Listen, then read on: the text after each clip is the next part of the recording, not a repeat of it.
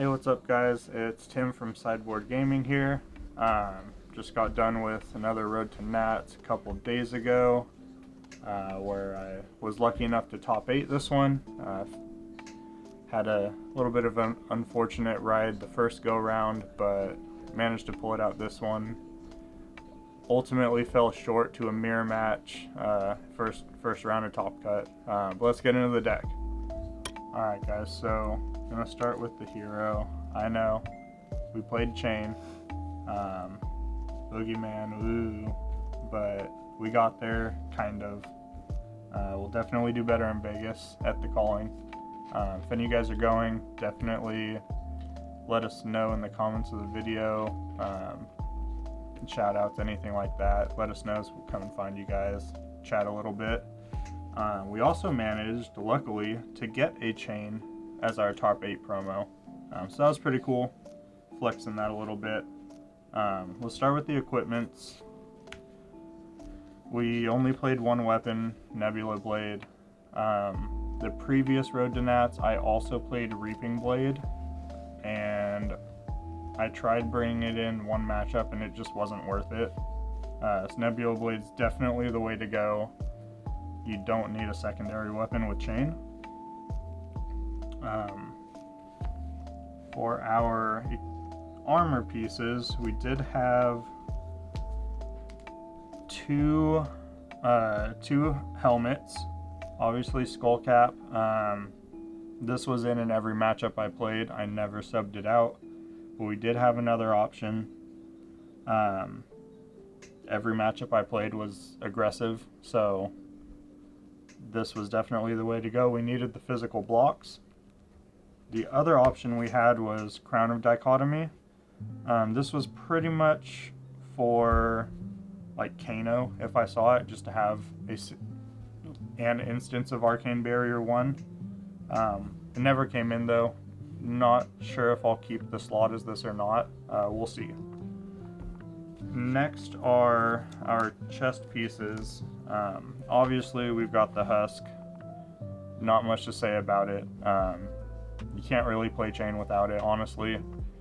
It blocks so much damage in every matchup. It saved me from so many crush effects in my 2 Bravo matchups that would have just totally destroyed me. How many Bravo did you play against? I played against 2, my first and last round of Swiss, both Bravo. We opened pretty sweet in the first round. Second one was kind of an uphill battle. It was a nail biter. I think there was a lot of people crowded around that match, so we were one of the last ones to finish that round. Yeah, well, because Bravo seems to be kind of like the deck that knocks Chanes out, because unless Chane gets a super early start on life total, then they just put their whole hand in front of them to block and or like crippling crush on your off turns, and it can be pretty devastating, and they heal a lot as well. Yeah, so it's funny because the my last round of Swiss opponent, super great guy. He blocked out all of my damage except for 2. I went first that game, and then with his last 2 cards in hand, he double sigiled, so he took 2 to gain 6, and I was like, wow, that is such a lucky opening hand for Bravo going second, because he just got to draw all the way back up just like me and ended up ahead on life. But that your skull cap on. That turned on my skull cap for his turn, because he came in with, I think he went Spinal that turn. The following turn he went for crippling with Dominate, and we snap husked that. We went Husk, and I think I used the rest of my block on my grasps and skull cap.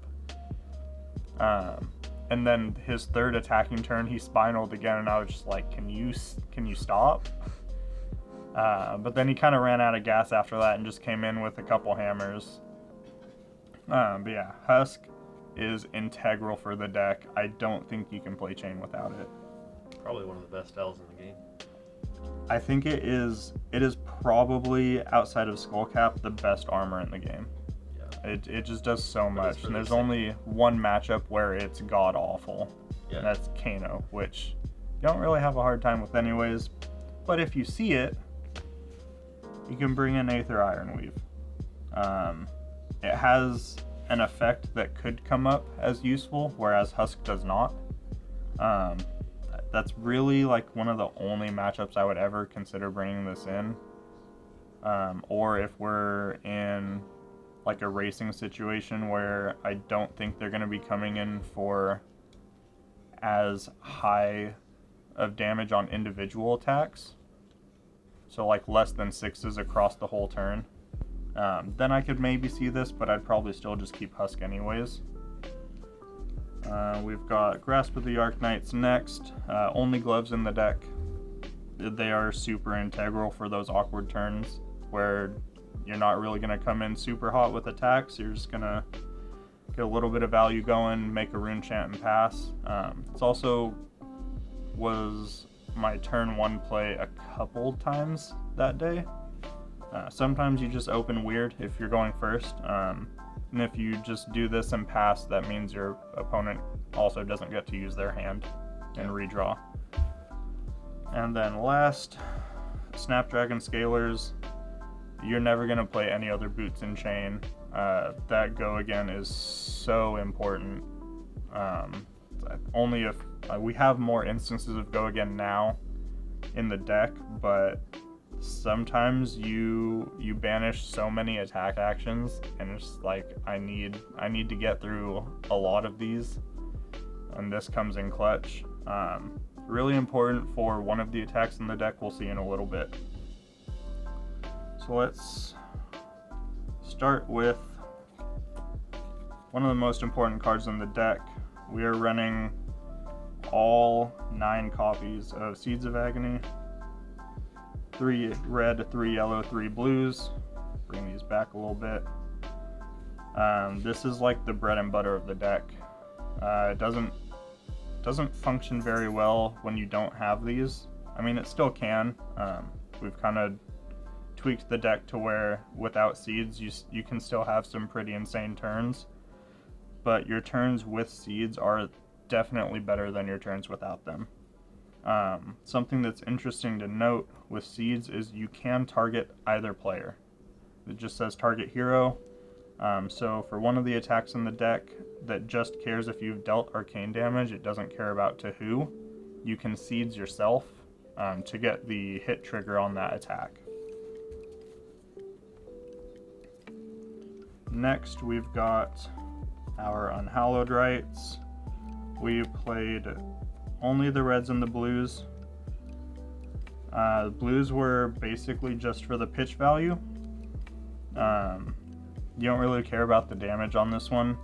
It's more so the play effect. This one's nice because it is a play effect, not a hit trigger. As soon as you play it, you can bottom deck a non-attack action with Blood Debt from your graveyard. So it helps kind of refill your deck for the later turns. Also, if you are playing these from Banish, you have to have played a non-attack action first that turn. Otherwise, these are not live. Next, we have Riftbind. Riftbind is absolutely insane. Biggest powerhouse in the deck. I think the highest Riftbind I had was for like 13 at one point in the day. We had a couple other like between 7 and 10 or 11s. It's super integral to the deck. This is probably your hardest hitting attack. Only one opponent showed me a snag, but I think he got a little bit confused because I had either a Plunder Run buff or a Howl from Beyond buff before I Riftbinded. So he didn't snag before I Riftbinded. So I told him it wouldn't stop the buff from the Howl or the Plunder Run. And maybe he thought that meant it doesn't stop Riftbind's buff. I'm not quite sure. But I made sure that I told him it just didn't stop the regular attack action buff. I think a lot of people are playing snag into specifically Riftbind. Yeah, it's like, it's kind of a weird card because like 90% of the time it's the wrong time to play it, and there's only about a 10% time that it's the right time. Yeah. And Chane can easily play around it if they read that you have it in their hand and just go wide. Another thing I've started doing is not saving up for like a massive Riftbind to get blown out by snag.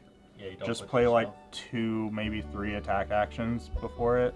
2's usually like, it makes it small enough to where it's not worth the snag, and then the snag just gets stuck in their hand.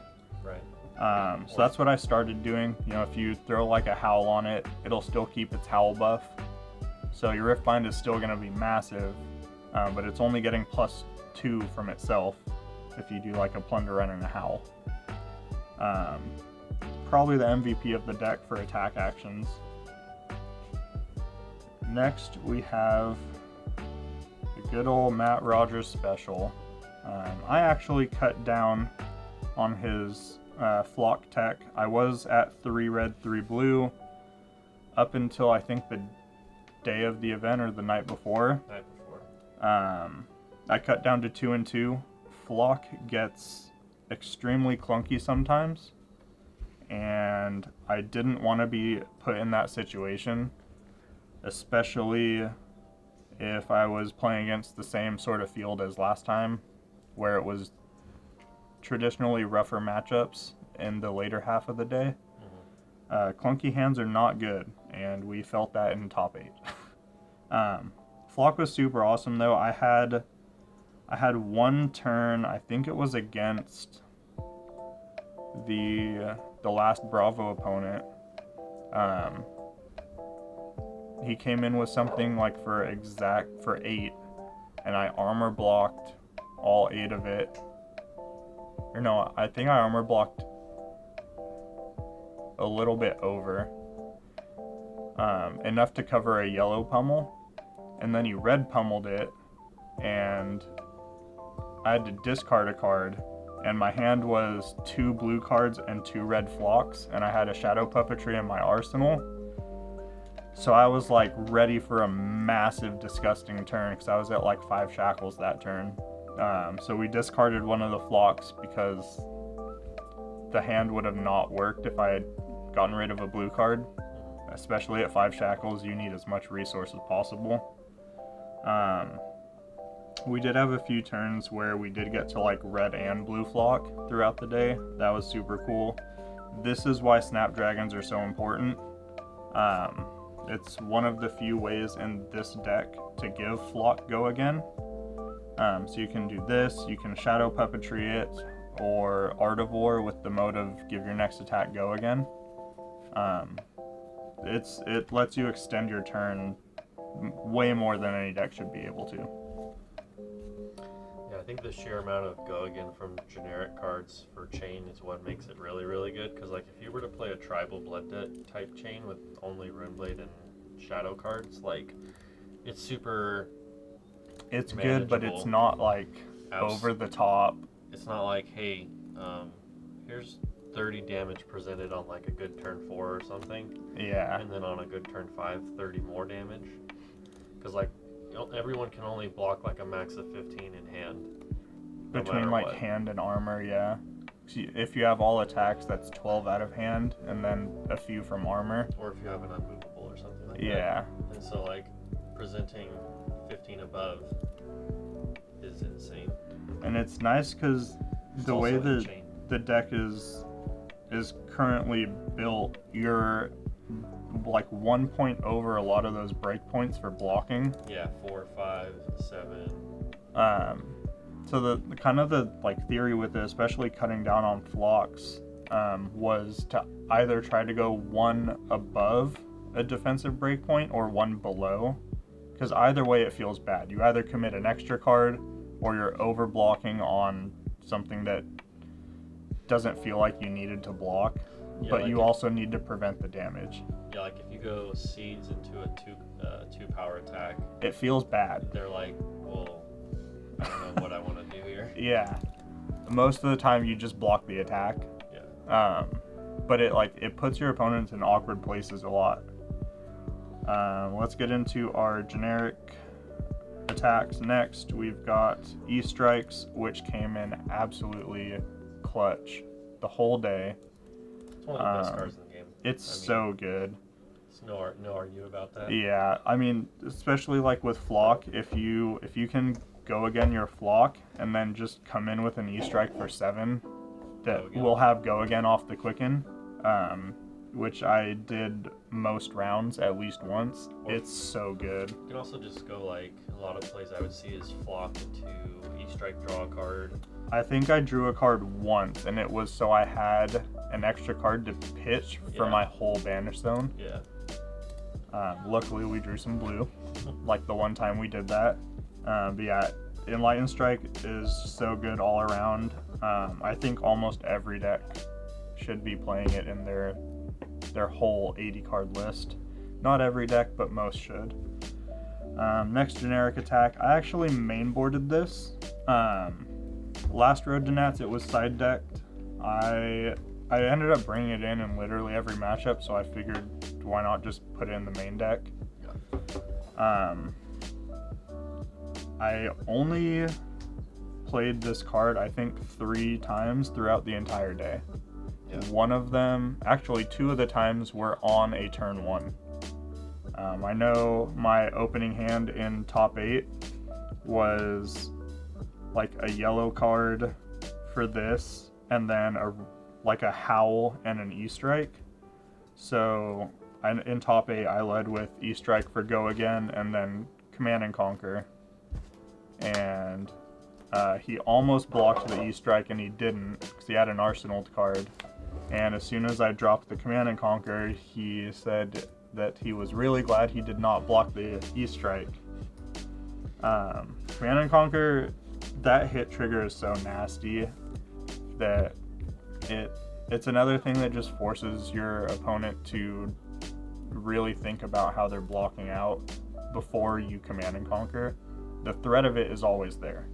Yeah, it's interesting though, because against non-control decks, so like aggro and mid-range even, sometimes they are planning to end the game by like turn 3, turn 4, so they don't even have an arsenal.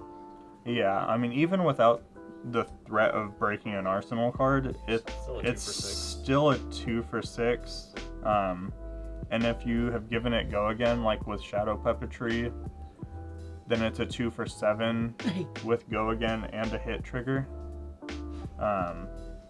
The card is so good. I could not see the deck without it. Blood Debt attacks. We've got 3 Bounding Demigons, just the reds. I know some lists are playing the blues. I don't think blue's worth it. It's only 1 damage and then +1 from banish. We are kind of a red heavy deck, so maybe we'll test blue in the future, but this card felt great every time I played it. There were a couple turns where like I had a puppetry trigger and a go again, but like no attack to play, and it was like if I hit Bounding Demigon or Shadow of Urser, we can at least come in for a little bit more. And every time I was in that situation, we hit a Demigon, and it felt amazing to just come in with an extra 4 to end the turn. Next, we've got Ghostly Visits. We're playing 3. I also know some lists are varied on this, 1 or 2 or 3. This is one of the few ones that has no restriction on playing it from banished. You don't have to play a non-attack action first, nothing like that. It's just a good old-fashioned attack for 4. We, of course, are playing our specialization, Soul Reaping. There were only 2 games the entire day where I did not banish this card. And it feels really bad when it gets banished.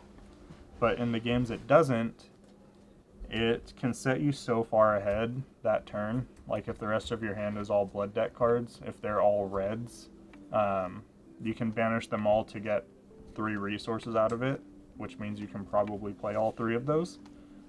The card is absolutely insane. I wish it wasn't legendary, but I get why it is. Main deck, we had 2 Howls. We did play another in the sideboard, which we'll get to in a minute. this helps for kind of pump faking the Riftbinds into getting buffs, but not Riftbind buffing itself. Also, like, if you howl onto an E-Strike at the end of the turn, your E-Strike's coming in for 10, which is kind of disgusting. This almost always forces a good chunk of your opponent's hand. All-star of the deck, Shadow Puppetry. Gives any attack the next one you play, no restriction to it, gives it go again and +1, and then we have a hit trigger of look at the top card, you can banish it. A lot of people don't want that hit trigger to go through, so if you can Shadow Puppetry onto a big attack,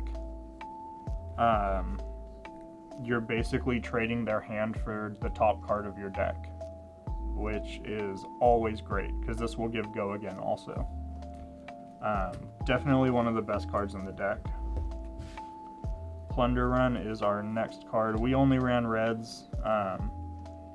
Part of my loss in top 8 was my opponent's Chane deck was a little bit more teched for the mirror. He was running blue Plunder Runs as well, which I previously was. Plunder Run's just so good. Even the blue one's only giving +1. You don't really care about the buff. It's more about the draw to extend your turns. This is pretty integral to the deck. It also forces your opponent to block out, to deny you that draw, because drawing a card is really powerful. Probably one of the most controversial cards in the deck is Art of War. I know Caleb and I have had lots of discussions on this card, especially in Chane. This card functions probably not how it was intended to with Chane, specifically because so much of the deck can be played from Banish. The last mode on this of Banish an attack action card and draw 2 cards is way more value than this card should ever have.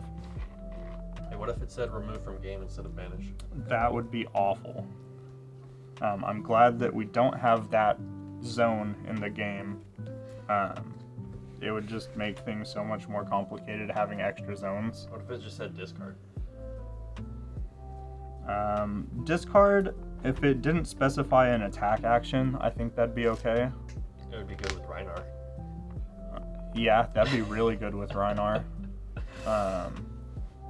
But yeah, just like that one mode specifically makes this card 100% staple in Chane. I had one really funny play actually against a Bravo, where I had an Art of War in Arsenal and one in hand, and I had to pitch one to play the one from my Arsenal. Or no, I had 2 in hand, I'm sorry. I pitched one to play one so I could block with 2 cards because I was facing down a Dominate. So I had to choose the +1/+1 and defend with attacks from my Arsenal.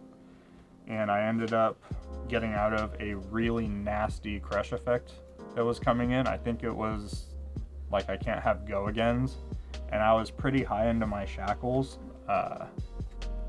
So I basically threw all of my hand except 1 card, which was a blue, hoping that we could get there, and we ended up getting there. But that, I know people usually don't Art of War defensively, but sometimes you have to, and just having that versatility makes this card an absolute all-star. We played 2 blue Consuming Volitions. I'd been thinking about this card for a while and wanted to test it out. I put it in the night before and it didn't really come up, but figured I would at least try it for the day because in theory this is pretty awesome. This is the attack where it doesn't matter who has taken arcane damage, it just matters that arcane has been dealt. I only cast this card 1 time throughout the whole day, and it ended up getting blocked, so it basically did the same thing, just saved them 2 damage. The effect is that if I've dealt arcane damage to any hero, The hit trigger for this is the opponent discards a card. Next, we've got Shadow of Urser. This card is also honestly pretty snapped. It lets you extend a lot, especially if you can arsenal this or banish it off like an Art of War. So what this one does, you have an additional casting cost that's optional.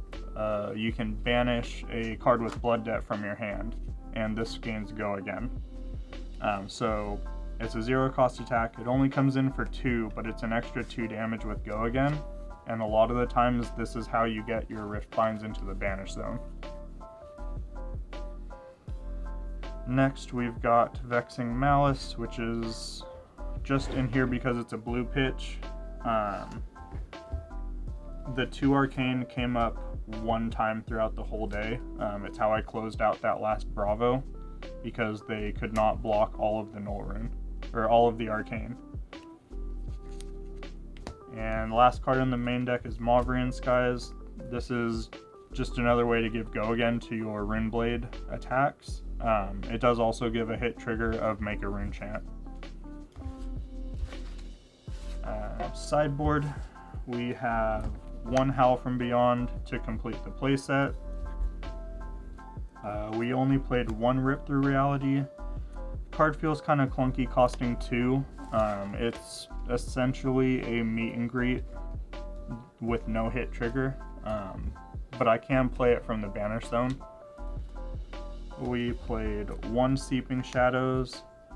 This card came up exactly 1 time, but it helped me close out the game that 1 time, so I would definitely keep it at 1. I would never go more than 1 on it. Next, we have a card I know a lot of lists don't play, which is Dimensional Crossroads. I'm very high on this card. I think it's underrated and underplayed. It gives you enough of a tempo swing in a lot of your like racing matchups that it puts you over the edge. So like Dash, it's pretty good against. It's great against Bravo, great against Bolton, great against Katsu. I think I brought it in against one of my 2 Chane mirrors just because it was a yellow pitch. I knew I wasn't gonna be keeping this thing on board for more than a turn, so we brought it in just as extra pitch. It's good against control matchups where they give you a lot of time. It's great in control matchups, which there's not a whole lot of those right now. It's not good against Prism, I will tell you that now. Shield. Yeah, because if they have shields out and then they play the aura that says when your shields, merciful, when their shields break, it deals an arcane damage, these will pop. Yeah. So don't play them against Prism. Play all the other things. Which brings us to the next card. We played 3 Ninth Blade of the Blood Oaths, literally just for Prism in case we ran into it. Well, you never played it. You just blocked with it. Yeah. I actually didn't face any Prisms, so it was kind of like playing with 3 less cards in my list for the whole day. But if we did run into Prism, specifically Aura Control, you want these. Because they play a lot of effects that reduce the power of your blocking cards. Yeah, so like the Erudition comes in, or something like that. You can just pop it, and the Triumph. Yeah. If you're not expecting much Prism, these could be anything. These 3 slots. But if you are in a place that's heavy in Prism, or you're expecting a lot of Prism, you're definitely gonna want these 3 Ninth Blades in there. Next, we have our other specialization, Eclipse.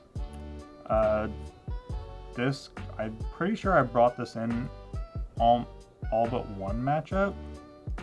At the very least, I brought it in as a blue pitch, because since we are so red heavy, we kind of need the extra pitch.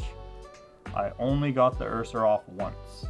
It ended up helping win me the game, though. It was against that last Bravo. Card's really cool. I also wish it wasn't legendary, but like I get why it is. Next we have 2 Inverts. this card was pretty clutch. This is what won me the Bravo matchups. The last round, both times I had this, he specifically had one non-attack action to pair with the attack actions for me to burn him. So that was pretty lucky. It's also what killed you in top 8. It is what killed me. Double Yes. invert. I did lose to double invert.